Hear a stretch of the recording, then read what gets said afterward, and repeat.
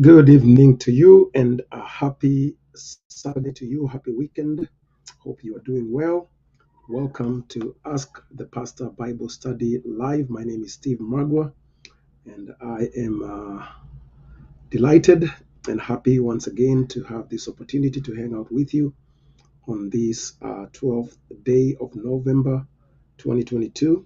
It's been a while, it's been a minute since I've been here, and I felt that it would be good for me to come out and hang out with you all. I've just been at home, just chillaxing, resting. Sometimes I just don't feel that I have the energy to uh, come and do some of the long broadcasts, so I just relax. And there's a time for everything, right?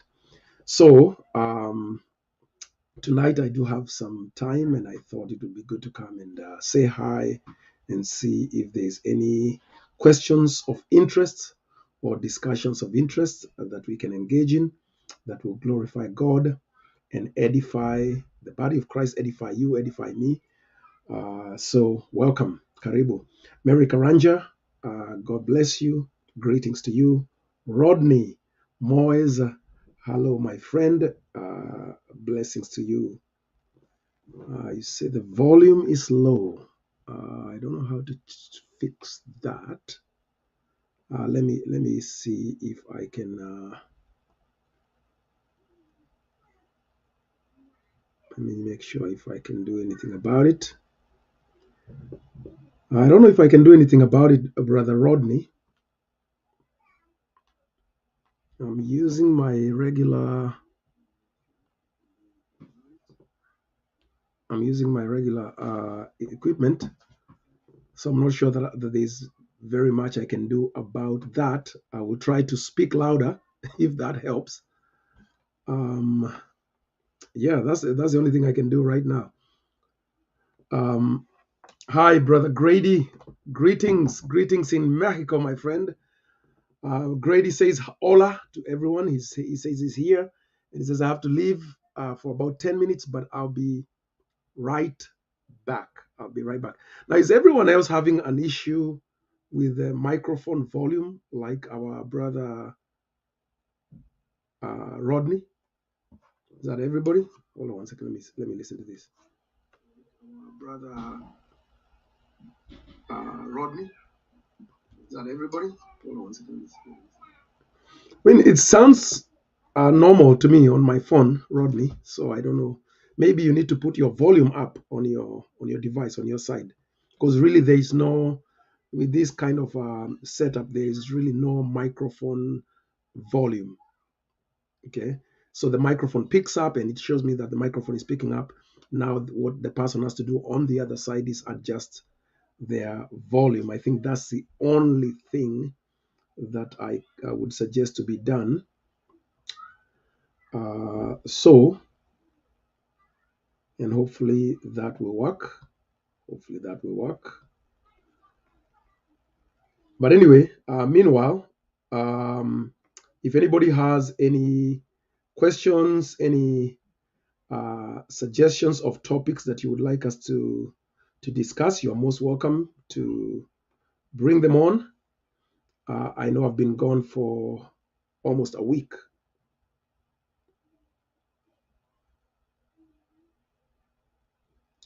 And so let me do some sharing over here to a couple of my regular groups that I share to.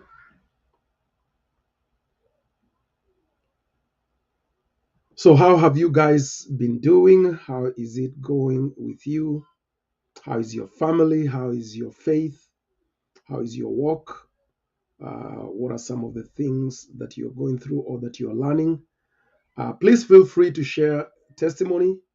Feel free to share anything that you feel would be edifying to all of us that are gathered here. It's always a good time when we gather and we simply share in the different things that God is doing in our lives.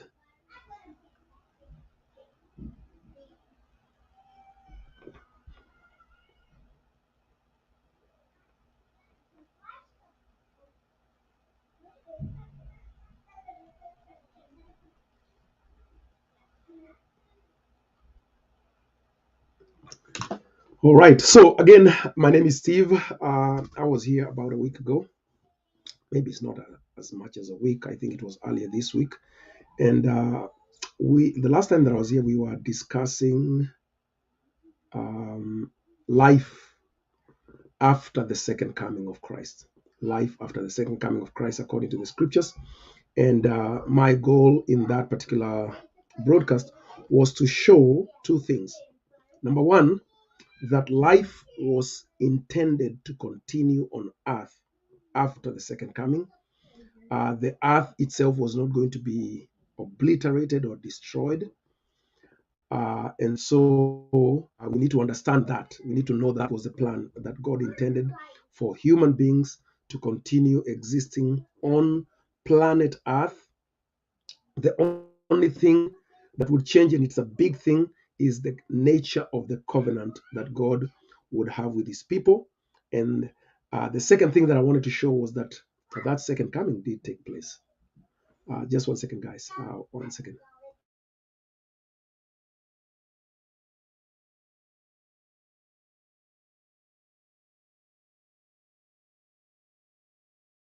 Uh, Excuse me for that. So anyway, so I was showing that the way that God set up his plan was that there are two covenants.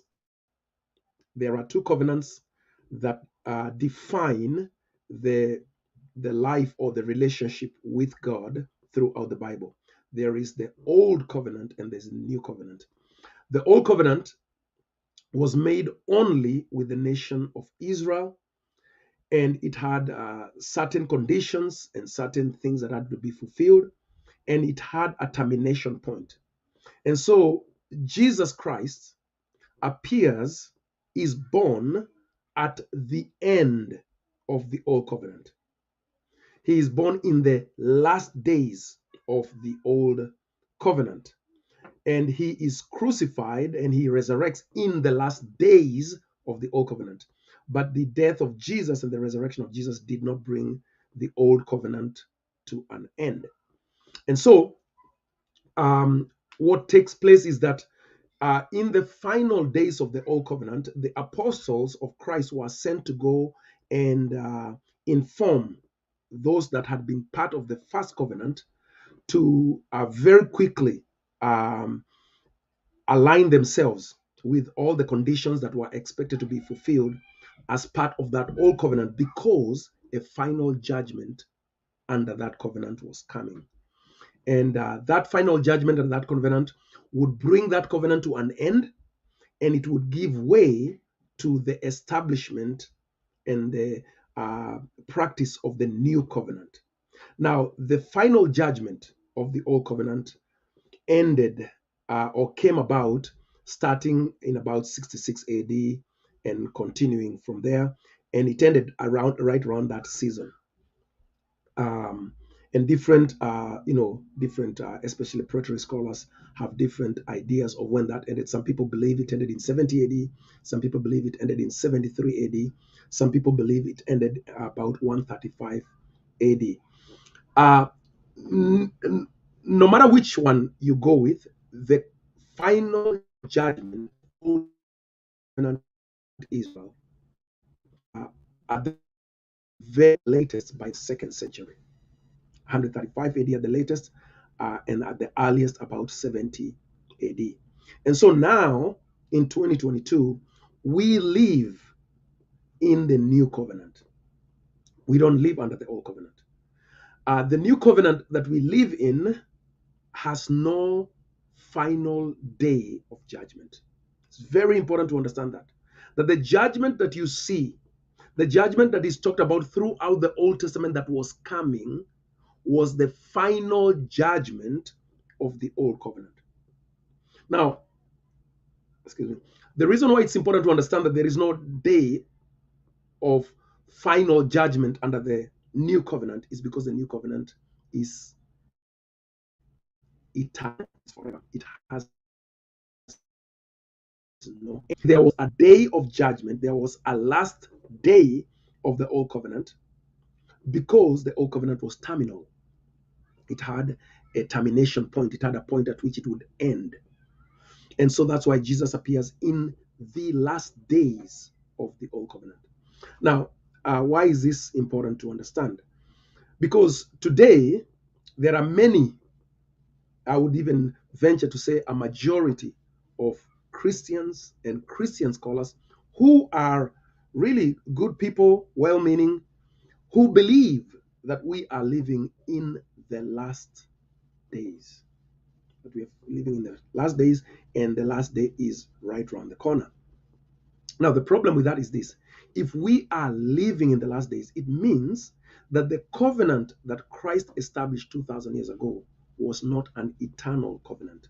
It will come to an end. I'm sure some of you have had discussions about the fact that some people believe that grace will come to an end at some point in the future, that there will be a day, there will be no more grace. How many of you have had this? There will be no more grace in the future. Now, you will not find such a teaching in the Bible. You will not find such a warning in the Bible that the days of grace are coming to an end. Now, the grace of God is eternal. The mercy of God is eternal. So why was there going to be a day of judgment? There was going to be a day of judgment because that is what was written into the covenant. The old covenant had a termination point. It had an end point. And the end point of the old covenant was that it was going to be visited, or it was going to be accompanied by judgment, wrath, condemnation. That's why it is called the great and terrible day of the Lord. Okay, so it's very important, and that's I'm just kind of summarizing what I was discussing in the last session, is that the second coming of Christ was to take place in the final day of the last day of the old covenant, and then there was going to be what is called a reformation, a restoration of all things, a restart, if you would, of the relationship between God and humankind. The covenant between God and ethnic Israel would come to its final end. And the covenant between God and spiritual Israel would now be launched in fullness. So notice that both covenants are with Israel, but one is a covenant that was of the flesh, the other covenant was a covenant of the Spirit. Let me maybe share a few scriptures as we discuss. Now remember that in these discussions that we have every so often, you are free to bring up questions or to bring up pointers, because I don't know everything. I don't even expect to know everything or to see everything. So there are certain things that I may not have a perspective on or view of. So feel free to point out certain things that you may hear me talk about, that you may be like, there's something you're missing here. How about this? Or let me suggest this. I'm always open to that. So please feel free to peep in as often as you feel is necessary. Now I'm gonna put up my Bible here so that I can share some of these scriptures that I want us to share. Here we go. Okay, so there is our Bible. I have my Bible up. So, for instance, when you're talking about the covenants and their terminations, the covenants and their termination, go with me to the book of Hebrews and look at this familiar passage. Hopefully, it's a familiar passage for you. Hebrews 8. So, Hebrews 8 is going to discuss the distinction or the relationship between the two covenants. So let's begin here. Where should we begin? Let's begin at verse number 6. Verse number 6. So the Bible says, "But as it is, Christ has obtained a ministry that is much more excellent than the old, as the covenants he mediates is better." Now, It's important that you see that immediately here, at least in this particular verse, the writer of Hebrews is telling us there are two covenants. One is better than the other. So they are not parts of one another. They are contrasted from one another. So Christ has obtained a ministry that is much more excellent than the old ministry. There are two ministries, the ministry of the old covenant, the ministry of the new covenant. So the ministry of Christ is much more excellent than the old, as the covenant, he mediates, is better, since it is enacted on better promises. For if that first covenant had been faultless, there would have been no occasion to look for a second. So do you see that the people under the old covenant were looking to a new covenant? They were looking for a new covenant. They knew, they understood, they had been made aware that the old one was going to come to an end. And when the old one came to an end, a new one would be established. Now look at this. It says, for he finds fault, not with the covenant itself per se, but he finds fault with the people. He finds fault with them. When he says, behold, the days are coming, declares the Lord, when I will establish a new covenant with the house of Israel and with the house of Judah. Not like the covenant. So here the distinction tells you that the new covenant is not like the old covenant. Because I find that there are some people who seem to merge the two, or mix and match the two, or not properly distinguish between the two covenants. You must distinguish between the two covenants. You must divide the word of truth correctly. Because if you don't, you will find yourself all mixed up. And that's why you see there are people who they are trying to keep the Sabbath, they are trying to keep the Ten Commandments, but at the very same time, they are not trying to keep the stoning of murderers, the stoning of Sabbath breakers. They are not trying to keep the laws concerning planting or mixing of different types of garments, materials, and stuff like that. So they are mixed up because they're not distinguishing between the old covenant and the new covenant. So the new covenant is not like the old covenant. That I, meaning God, that I made with their fathers on the day when I took them by the hand to bring them out of the land of Egypt. For they did not continue in my covenant. So the covenant was broken. The covenant was breached. There was something that happened that caused the covenant to come to a halt. Now, it says, and so, because of their action vis-a-vis the covenant, I showed no concern for them. And what he's talking about here is God disowned the northern kingdom of Israel, and God exiled the southern kingdom of Judah. He showed no concern for them, declares the Lord. For this is the covenant that I will make with the house of Israel after those days, declares the Lord. I will put my laws into their minds, and I will write them on their hearts, and I will be their God, and they shall be my people. So, important to grasp this. At some point in the covenant life of Israel, Old Covenant, God ceased to be their God. And God, the Israel ceased to be his people by God's decree. It says, you're no longer my people. Okay. Dr. Janet, we're just having a general discussion. So questions are always welcome, and still kind of continuing from last time, distinguishing between the covenants and showing when the covenants transition from one to the other, and to show that now we live in the new covenant fully because Jesus Christ already returned. So that's my goal here. If Jesus has not returned, then we are not fully in the new covenant. We are still in the old. So after those days, I will establish a new covenant with the house of Israel. He says, I will put my laws in their minds. I will write them on their hearts. I will be their God. They shall be my people, and they shall not teach each one his neighbor and each one his brother, saying, know the Lord, for they shall all know me.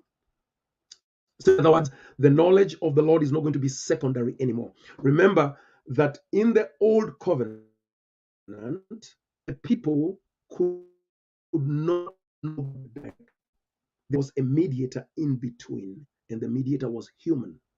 So the Israelite, the average Israelite, had to go to the priest, and then the priest would go before God to present the person, whether it was in the matter of sins or whether it was in the matter of prayer. But in the new covenant, that would not, the human mediator would be removed.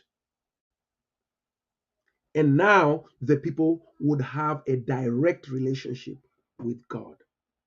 They would know the Lord, because now this was going to be a spiritual covenant. So, from the least of them to the greatest, for I will be merciful toward their iniquity, and I will remember their sins no more. So, do you see that instead of grace ending, instead of mercy ending, it would actually be multiplied in an extraordinary way under the new one? So, the partial grace and the partial mercy and the partial relationship that the house of Israel had with God under the old covenant would be replaced by an infinite grace and an infinite mercy, a greater relationship, better promises. This is why earlier on in verse 6 it says that Christ has obtained a ministry that is more excellent than the old covenant ministry. In speaking of a new covenant, he makes the first one obsolete. He makes the first one obsolete. Now, this word, of course, is important. Obsolete does not mean done with or over with. Obsolete means old. Obsolete means outdated, old fashioned, no longer appropriate for use presently, although it is still existing.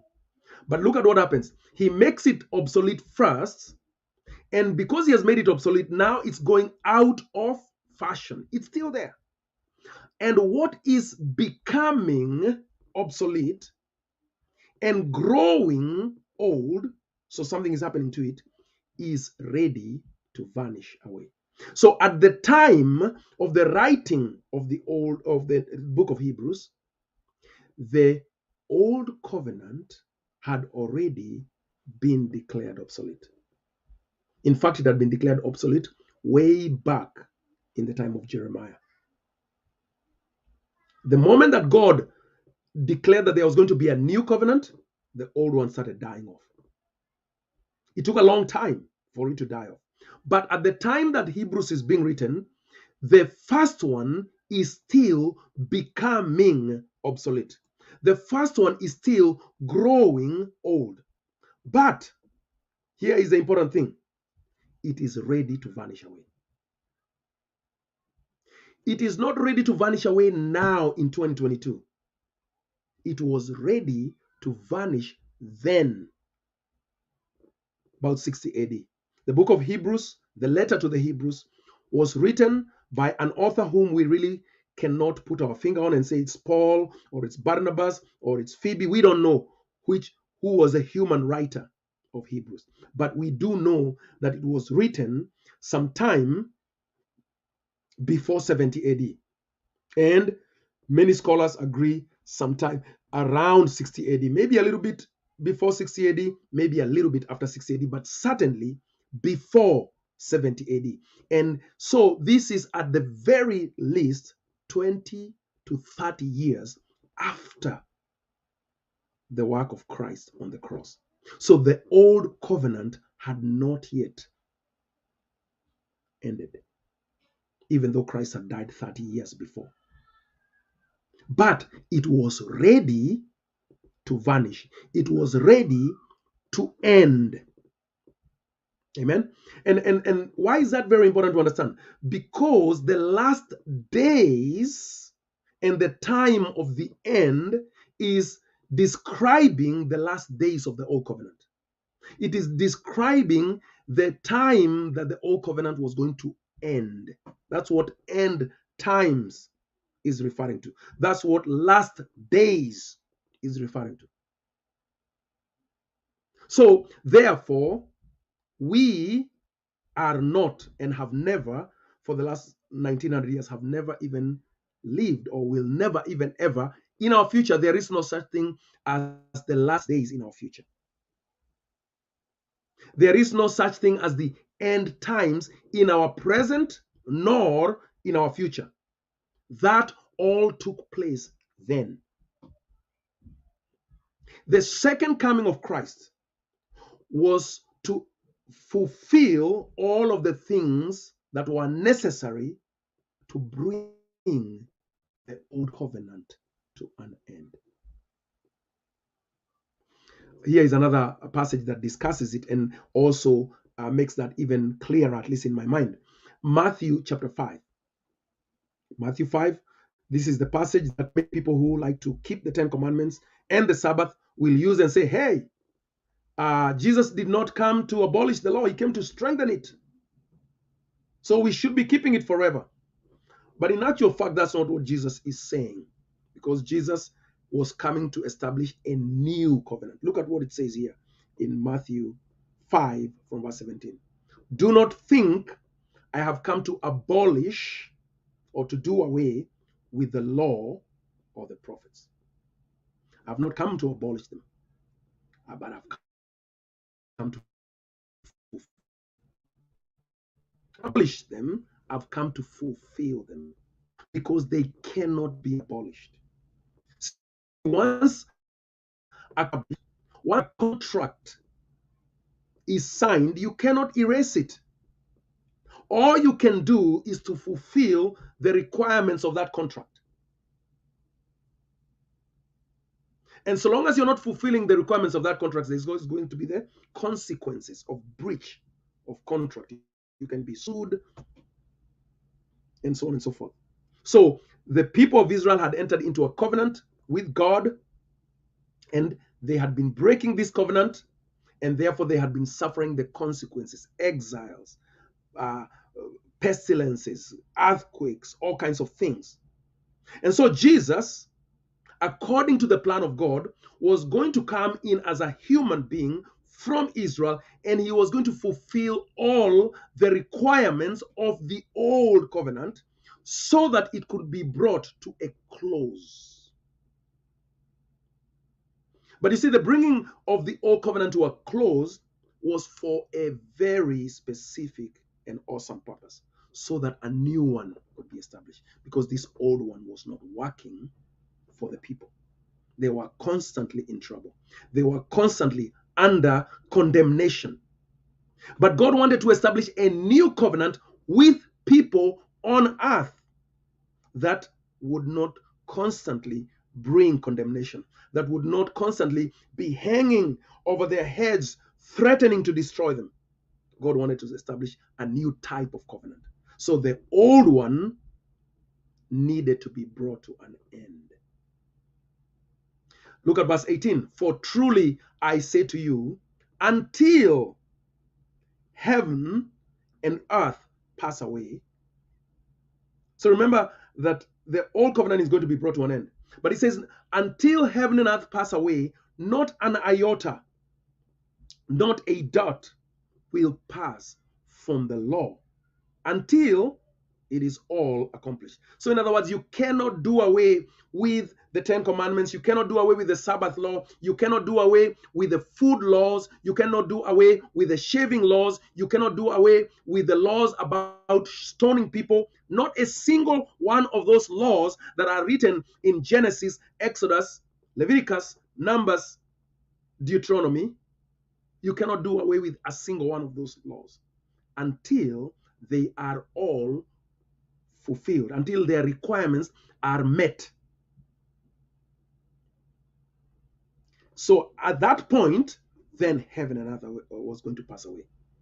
Now, it's important to understand that Jesus is using Hebraic saying here. When he says heaven and earth passing away, he is not speaking about the cosmos. He's not speaking about the physical universe. Heaven and earth was a terminology that was used to refer to the covenant. The covenant was between heaven and earth. So heaven and earth passing away is equivalent to the old covenant vanishing, no longer being in force, no longer being available to be kept. Now, why would that happen? Because a new one would be established. That is why when you go to Revelation 21, there is a new heaven and a new earth. Because the old heaven and the old earth have passed away. In other words, the old covenant between heaven and earth was going to pass away at some point. And that point was the second coming. Jesus came to fulfill the old covenant. Jesus came to all of the requests of the old covenant. And he began that process by dying on the cross. But when he died on the cross and rose again, it was not yet over. It was the beginning of ending up of what we see in the book of Revelation and the book of Hebrews and Second Peter. These apostles describing to their contemporaries the old covenant is about to the old covenant, and now they're looking at in a new earth. They're about to be established. So Jesus says to us from the law. There are 5 books of the law. Deuteronomy, that's the law. The prophets are a father 30, the Old Testament is called the law and the prophets. So to erase all these things that were promised in the law, or the every single prophecy of Jeremiah is fulfilled before the old covenant could be brought to an end. Whoever relaxes one of the lists in of heaven, but whoever does them and teaches them will be called great. And not pay attention to what has just been said a little bit. You think Jesus means for us to always be keeping the old covenant forever. But that's what it is saying, that until not a single part of the old covenant can be set aside.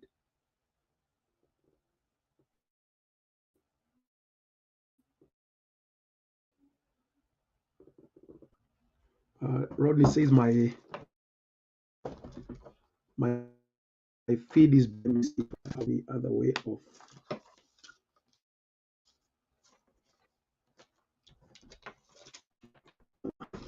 Let me see if I have any.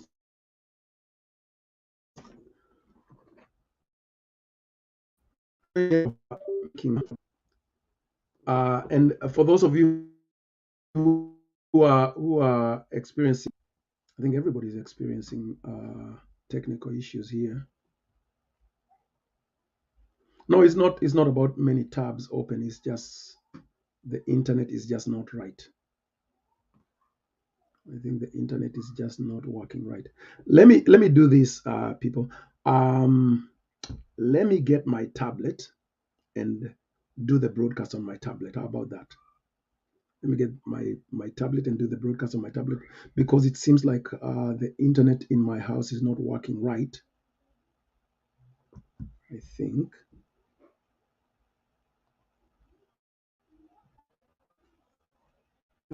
the technical issues with the internet, but it just seems not to be working very well.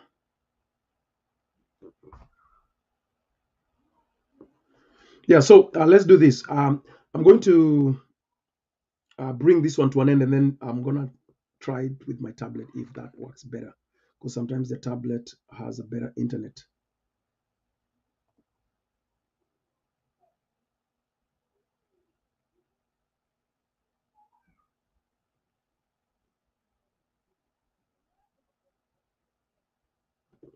Now, is everybody having a problem seeing? Yeah, it is. Okay, I'll be right back, guys.